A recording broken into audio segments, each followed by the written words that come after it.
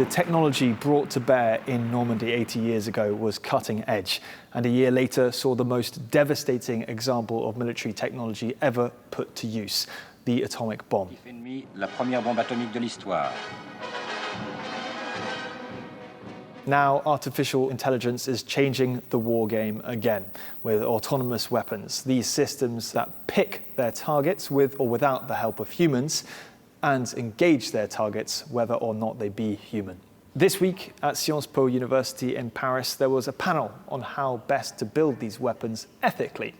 It featured Helsing, Palantir and Airbus, all three of them weapons manufacturers, none of which agreed to an interview request.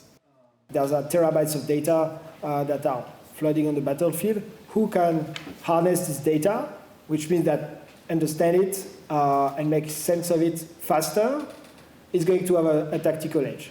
Where we choose to operate and what kinds of workflows we help in enabling. There's always ethical considerations that are involved on a case-by-case, or I should say customer-by-customer basis.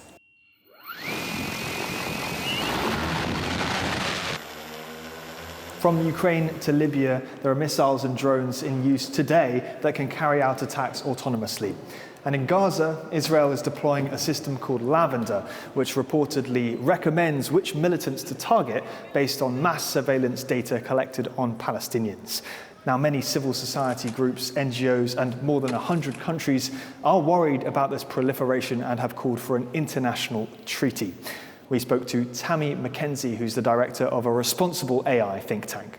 I think we do need global treaties that allow us to have conversations about anything that's dangerous to the level of being able to kill people or be able to pollute more.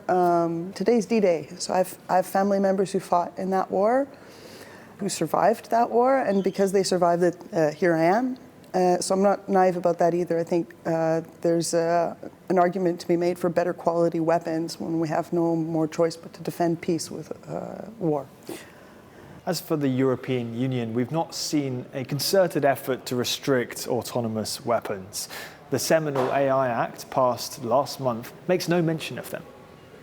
In fact, we have to know that the European Union do not have competence in weapons in general, and in particular in artificial intelligence and autonomous weapons. Its powers are very limited.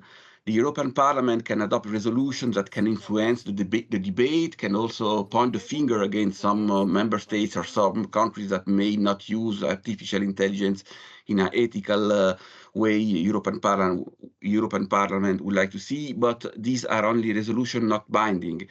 The European Parliament raised the issue in 2018 and 2021, but with a new European election this weekend, it's not clear whether it will still remain on the agenda. That's despite the biggest land war in Europe since World War II.